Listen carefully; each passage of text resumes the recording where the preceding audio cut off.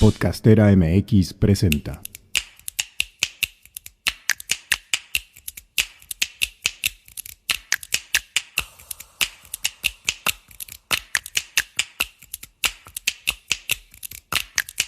Me llamo Angélica Íñiguez. Estás escuchando Corpus Sapiens, el podcast que va del cuerpo a la danza. Una producción de Podcastera MX.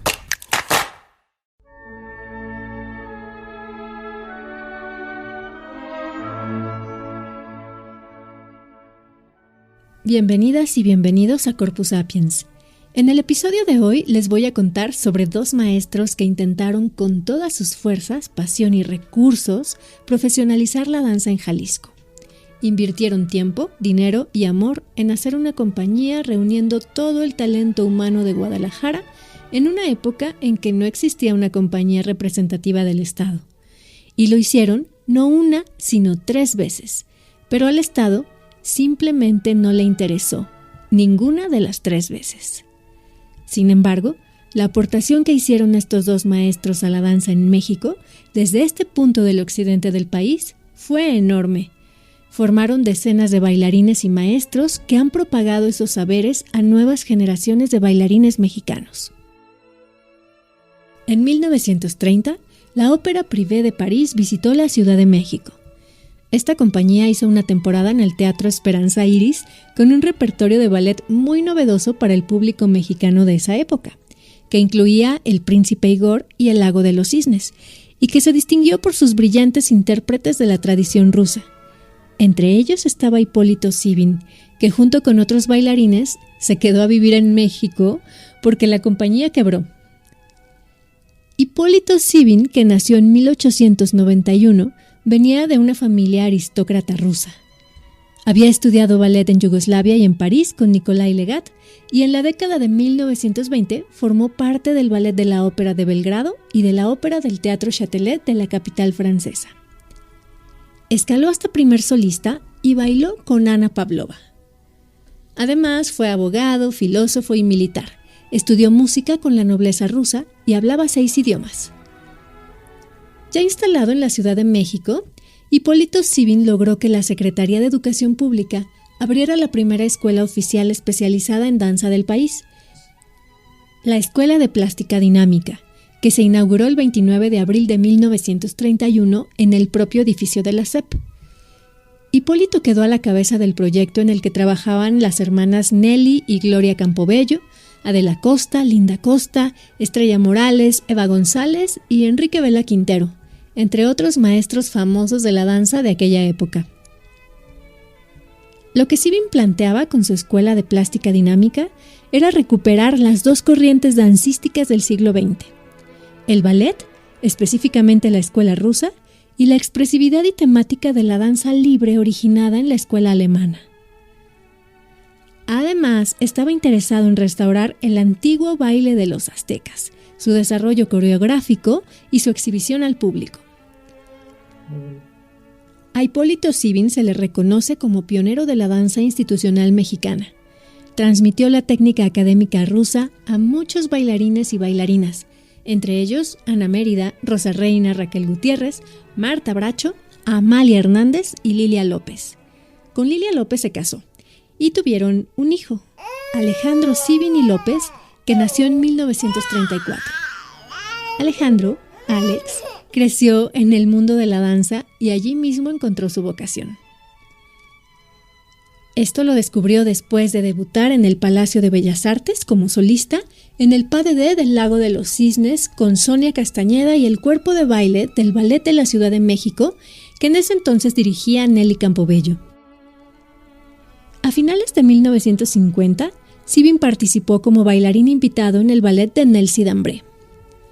El 21 de febrero de 1951, el ballet de Nelsie Dambré actuó de nuevo en el Palacio de Bellas Artes con una función histórica, pues se presentó el ballet Coppelia por primera vez montado con bailarines mexicanos en el país, con los primeros intérpretes Lupe Serrano, Felipe Segura, César Bordes y entre los solistas Laura Urdapilleta, Carolina del Valle y Mercedes Pascual. En el cuerpo de baile, Alejandro Zibin coincidió con Débora Velázquez, la Corazona. En total fueron 28 bailarines que desde la perspectiva de Felipe Segura presentaron ese ballet con mucha dignidad y con un elevado nivel artístico. Además de que fue un éxito en taquilla. Alejandro fue sonidista en Televicentro y más tarde bailarín y coreógrafo del programa Éxitos Musicales. Allí conoció a Amalia Hernández, la fundadora del Ballet Folclórico de México, quien lo invitó a bailar en su proyecto de danza moderna para televisión. Pero la verdadera tirada de Zibin, de Alejandro, era irse a Estados Unidos, porque sentía que el futuro de su carrera como bailarín estaba allá. Lo intentó un par de veces sin éxito, pues ser hijo de ruso no le ayudaba mucho en el contexto de la Guerra Fría. Así que se quedó un tiempo en Tijuana. Después de hacerse residente, cruzar la frontera resultó más sencillo. En abril de ese mismo año, llegó el Ballet Ruso de Montecarlo a Los Ángeles y Alejandro audicionó. Lo tomaron. La compañía le ofreció un contrato para iniciar como parte del cuerpo de baile en la temporada de verano siguiente. Pero tuvo algunas aventuras migratorias que lo forzaron a regresar a México. Y acá en México hizo algunas temporadas con algunas compañías, como la de Marianela de Montijo, de baile español. Allí Alejandro interpretó, junto con la estrella Marianela, la coreografía Era una rosa inmaculada, un pas de deux que Montijo realizó a la media punta y no en puntas, y una variación del Cisne Negro del Lago de los Cisnes, que se salió completamente del ambiente español del resto del programa, pero que fue muy bien danzado por Alejandro Zibin, según decían los periódicos de la época. Pero la urgencia de Alejandro era regresar a Nueva York, y con el apoyo del magnate Emilio Azcárraga pudo hacerlo. Allí se encontró con la bailarina y coreógrafa mexicana Gloria Contreras, y esta le presentó a la actriz Violette Selig-Goicoechea, con quien Zibin se casaría tiempo después. Violette Selig nació en la ex Yugoslavia, en el seno de una familia griega ortodoxa. En 1936, mientras Alemania y Japón formaban el Frente Anticomunista, la familia Selig se fue a vivir a Italia y unos años después, ante los conflictos que precedieron a la Segunda Guerra Mundial, huyó a Chile. Al poco tiempo se fue a Estados Unidos, donde comenzó sus estudios de actuación y danza. A los 17 años, ingresó en The American Academy of Dramatic Arts de Nueva York y a la escuela del New York City Ballet. Mientras tanto, Alejandro comenzaba ensayos con el Ballet Ruso de Montecarlo, debutando 2 meses más tarde con obras como Sherezada y El Cascanueces. Con esta compañía realizó una primera gira de 9 meses y medio por ciudades de Estados Unidos y Canadá. Al regreso de la primera gira con el Ballet de Montecarlo, Violette y Alejandro se enamoraron y se fueron a vivir juntos. Al poco tiempo, él participó en una segunda gira, también de 9 meses, y al volver, se casaron.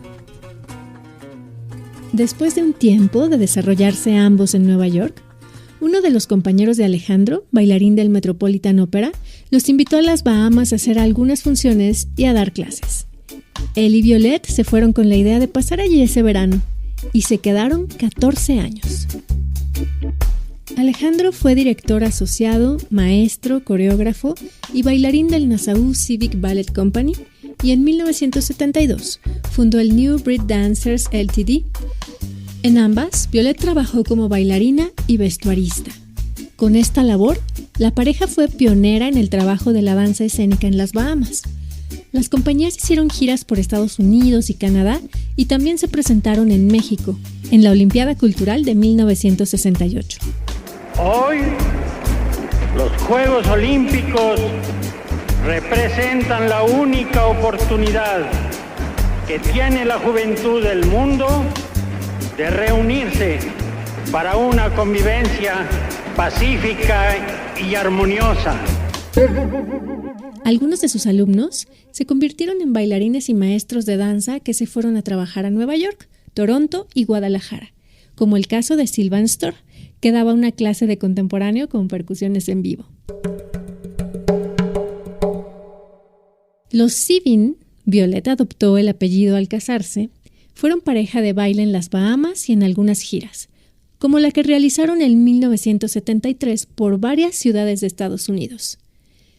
También fue en las Bahamas donde nacieron sus 2 hijas, Nadia y Olivia. Alejandro y Violet eran extranjeros blancos en las Bahamas. Además, Alejandro ganaba mejor sueldo que cualquier otro bailarín negro de la compañía. Obviamente, este privilegio no pasó desapercibido y llegó un momento en que esta situación se volvió tensa y Alejandro decidió volver a México.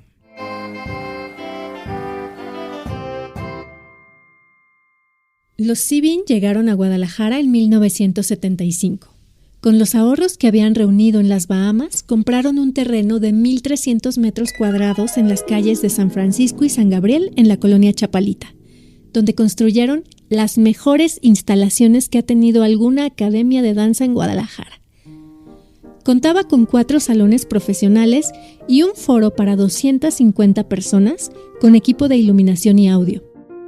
La escuela abrió con 60 alumnos. Sin embargo, al principio algunas madres de familia no estaban de acuerdo con que sus hijas tomaran clase con un varón. ¡Ay, la Guadalajara mocha de nuevo! Violet recuerda que hubo mucho prejuicio contra un hombre en la danza. Pero aún con esto, dice, nosotros abrimos campo. Y es verdad. En el terreno de la danza moderna había mucha más familiaridad con los hombres, pero en el ballet era distinto.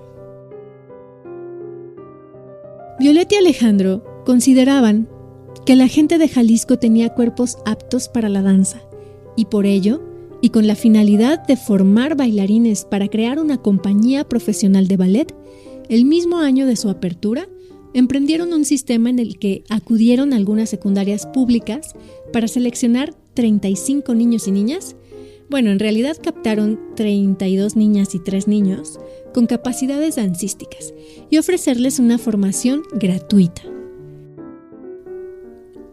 La Academia de Ballet Guadalajara obtuvo reconocimiento por parte de la Secretaría de Educación Jalisco y después de 5 años de formación teórica y práctica, entregaba diplomas a sus egresadas que las acreditaban como maestras de ballet.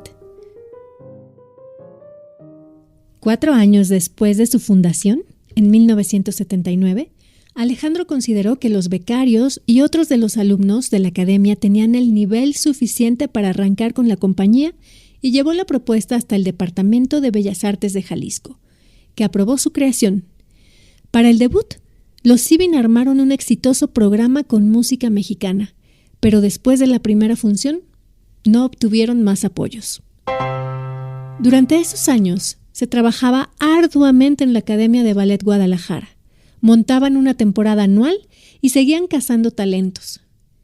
En 1983, convocaron a una audición para seleccionar niñas y niños con cualidades para recibir entrenamiento físico, teoría e historia del ballet. Los martes y los viernes de 5 a 7 de la tarde, en el salón anexo al Teatro Alarife Martín Casillas, con la finalidad de formar un cuerpo de baile con una técnica uniforme.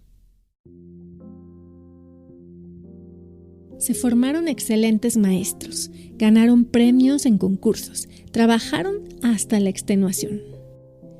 Y en 1998, luego de 23 años de trabajo constante y de 3 intentos fallidos por crear una compañía profesional, fallidos por falta de apoyo estatal, la Academia de Ballet Guadalajara, lastimosamente, cerró. Sobre el cierre de su academia, Alejandro opinaba ante la prensa que la vida tenía épocas y que había un ciclo para todo, que el ciclo de ser directores y mantener una propiedad grande ya había pasado y que después de 23 años su época había terminado, que habían probado todo lo que querían probar como dueños y como directores y que estaban orgullosos de tener un gran resultado, de haber formado muchos maestros y bailarines. Y por otro lado, Violet hacía una crítica fuerte a la gente de Guadalajara. Decía que la gente rica de aquí prefería gastar dinero y tomar un avión para ir a ver un espectáculo en Nueva York o en Londres que hacer algo suyo, algo propio, con su propia gente, para su orgullo, que ella decía que era una especie de orgullo mal puesto, porque Guadalajara desde su punto de vista, y de muchos otros maestros, ha sido un semillero de bailarines buenos. Las instalaciones del Ballet Guadalajara en la colonia Chapalita se pusieron en venta, pero las enseñanzas de los Zivin fueron propagadas por muchos de los alumnos que tuvieron durante 23 años. El 3 de noviembre de 1999, Alejandro recibió la medalla Rafael Samarripa. Luego de cerrar su ciclo en Guadalajara, los Zivin continuaron su labor dancística en Pachuca, Hidalgo, donde Alejandro fue durante 10 años profesor de tiempo completo en la Universidad Autónoma del Estado de Hidalgo.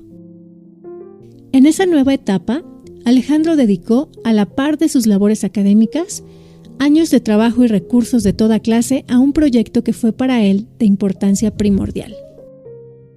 Su libro Didáctica del Ballet Académico, que realizó con la ayuda de su hija Olivia, editora en el taller de producción editorial de Luis Mario Cerda.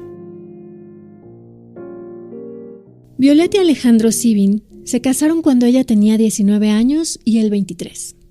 Desde entonces fueron inseparables, viajaron y trabajaron juntos por la danza durante toda la vida, y también murieron juntos.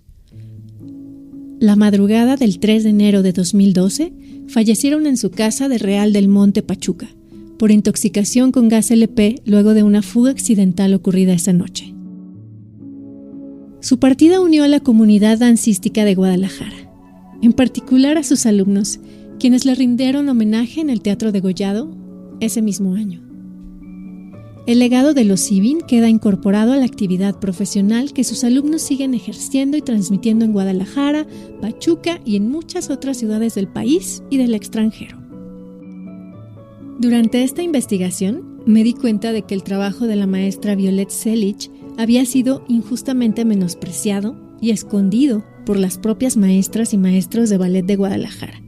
No todas, pero algunas, que afirmaban que el maestro Alex había sido quien había hecho las aportaciones relevantes en el campo dancístico, mientras que Violet había sido simplemente su esposa, maestra como de un nivel suplente, que obviamente no se decía con esas palabras, pero sí con una intención. Y vestuarista, este último oficio dicho con cierto desdén, como si no fuera una actividad creativa. Pero por lo que pude averiguar, el trabajo de Violet Selich fue tan relevante como el de Alex, y más aún, fue un trabajo de equipo constante y de toda la vida, además de una historia de amor entre la pareja y de amor por la danza. Sabemos que muchas historias de mujeres en todo el mundo han quedado ocultas detrás de las figuras de los hombres, y me parece relevante que la de Violet no sea una de ellas. La bailarina Fanny García Cano, alumna de los Zivin, recuerda. Yo conocí la Academia del Ballet Guadalajara en los años 80, para ser más exacta, en el año 1986, cuando tenía 16 años. Y era un espacio tan hermoso que al verlo o al encontrarme en ese espacio, con esos grandes salones, eran 4 salones de danza, uno incluso se hacía escenario, pues al ver estos salones tan hermosos, con esas fotografías de bailarines y la duela, el olor de la duela y de la brea, pues creo que ahí fue donde supe cuál era mi vocación, ¿no? Ahí supe que quería ser bailarina.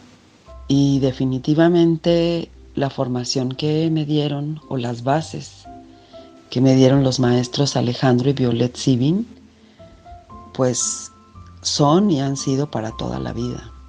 Recuerdo que estaba dividido esta formación a lo largo del tiempo y de los años, ibas avanzando en grados, y el primer filtro o el primer año estaban a cargo de sus alumnas avanzadas de los maestros Zivin, que eran en ese tiempo Mónica Castellanos, Anilu Morales, Silvia Salazar.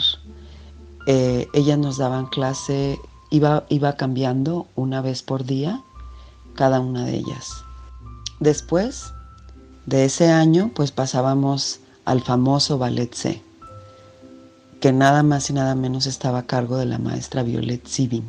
La maestra Violet, recuerdo que tenía pues una manera muy peculiar de dar las clases, ¿no? Y una manera también muy, muy peculiar de apasionarse y de reprendernos o de hacernos ver errores cuando algo estaba mal. Estuve con ella cerca de 2 años y recuerdo que en una ocasión, en una diagonal, pues tuve un error o algo pasó que algo no hice bien.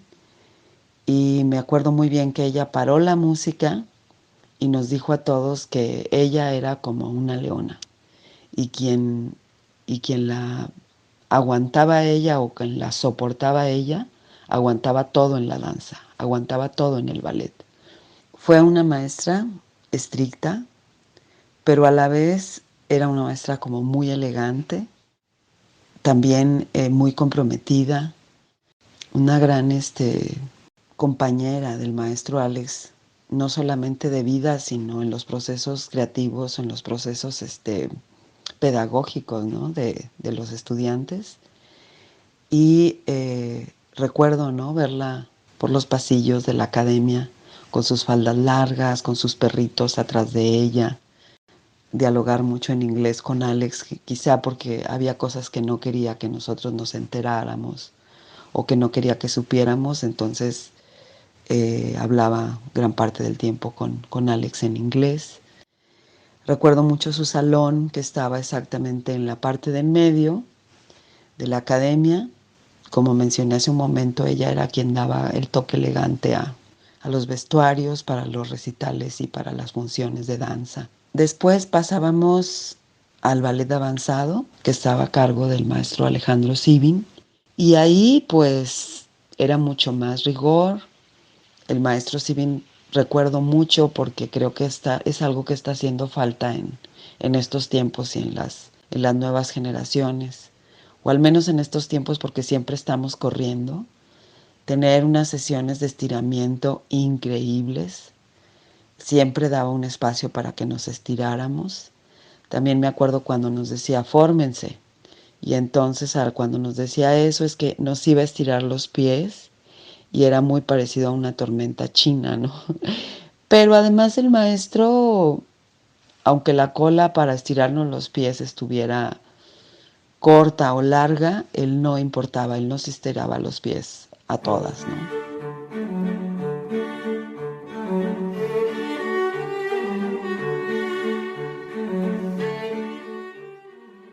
También recuerdo, por ejemplo, la clase de puntas.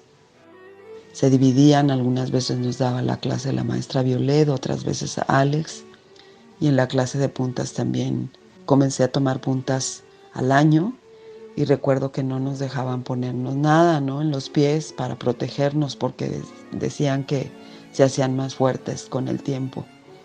Y algunas veces hacíamos trampa y nos poníamos papel de baño, pero nos salía peor porque se humedecía y entonces nos salían callitos y pasaban cosas ahí. Bueno, creo que los maestros Alejandro y Violet Sivin nos prepararon también, bueno, en mi caso, no solamente me estaban formando como bailarina, sino que también nos estaban formando como maestros de danza. Yo comencé muy joven a dar clases, inspirada por ellos. No faltaban, eran maestros disciplinados y si faltaban, pues casi siempre iban ya sea a examinarnos o cuando faltaban o se iban de vacaciones o por alguna cuestión. Nada más y nada menos que Doris Topete o la maestra Débora Velázquez. Trabajaban como muy, muy a la par de ellos, pues eran sus contemporáneos. Pero realmente creo que el maestro, más allá de decirnos, porque sí nos daba muchos consejos y nos daba muchos tips. Por ejemplo, íbamos los sábados a clase. Los sábados por lo general eran más libres. Había que tomar clase de aeróbics o de jazz. Si tu especialidad era el ballet, pues podías un poco relajarte y tomar otro tipo de clases. Pero siempre nos decían que todo se iba a necesitar, ¿no? Si tomabas clases de aeróbics, que en algún momento ibas a necesitar ese conocimiento, o si tu especialidad no era el jazz, necesitabas todo el tiempo estar complementando tu formación como bailarín clásico. Fue para mí una gran experiencia el haberlos conocido, el haber conocido la fuerza de Violet, el empuje, pues sobre todo eso, muy agradecida porque a la par nos estaban enseñando, nos estaban dando otra carrera. Y como decía hace un momento, pues más allá de las palabras, pregonaban con el ejemplo. Era muy difícil que faltaran. No recuerdo que el maestro haya faltado o que haya dicho 3 segundos antes que no iba a ir. Igualmente de la maestra Violet. Eran un gran equipo y todavía en los sueños me visitan algunos ejercicios que llevábamos a cabo ahí con el maestro Alex. Los ejercicios del final de la clase, que eran de brazos y de manos, y un gran legado el de los maestros. Investigación y guión, Angélica Íñiguez. Tomada del libro Pioneros de la Danza Escénica, un legado nacional, donde una de mis fuentes recurrente es Danza y Poder 1, Proceso de formación y consolidación del campo dancístico mexicano 1920-1963 de Margarita Tortajada Quirós.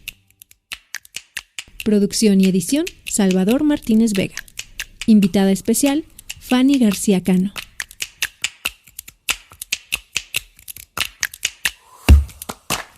Corpus Sapiens fue una producción de Podcastera MX. Síguenos en @corpusapiens en Facebook o Instagram, y si quieres apoyar este proyecto, puedes suscribirte a Patreon. Podcastera MX.